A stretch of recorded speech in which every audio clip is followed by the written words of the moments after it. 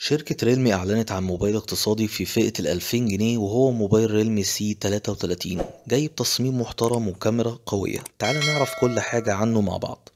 لما تشوف التصميم هيلفت نظرك إنه شكله جديد وشيك. الظهر بيلمع مع كاميرتين كبار في ظهر الجهاز، يحسسك إنه موبايل مش اقتصادي.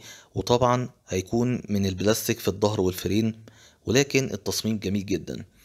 والموبايل فيه ميزة أنا بعتبرها نقطة قوة في التسعير ده، وهي إن الكاميرا الرئيسية مصنوعة بدقة 50 ميجا بكسل.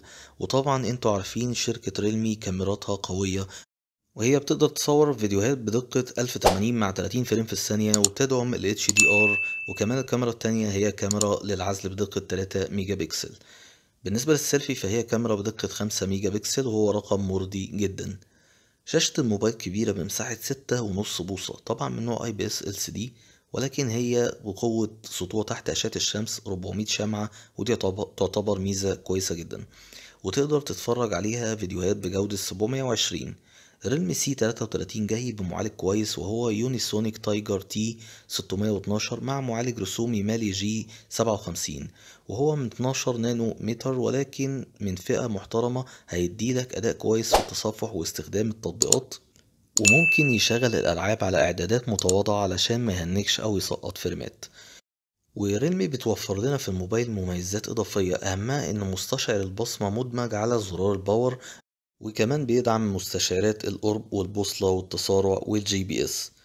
واللي بيميز الموبايل ده وبيخليه عملي جدا ان هو جاي ببطارية بسعة 5000 ملي امبير، بطارية كبيرة جدا بتكفي معاك طوال اليوم. ريلمي هنا بتنافس على نقطة التسعير، علشان كده سعرت الموبايل ب$108 أمريكي للنسخة ال 32 جيجا مع 3 جيجا رام، يعني بيعادل 2550 جنيه مصري. موبايل بكاميرا وبطارية ومعالج محترم مع اسم شركة ريلمي يخليك مطمن. وده لأن الموبايلات الرخيصة ساعات بتكون مقلب. بس عايز أعرف رأيك في التعليقات في التسعير وإمكانيات الموبايل الاقتصادي ده. وما تنساش تتأكد إنك مشترك في القناة ومفعل الجرس علشان تتابع آخر أخبار الموبايلات.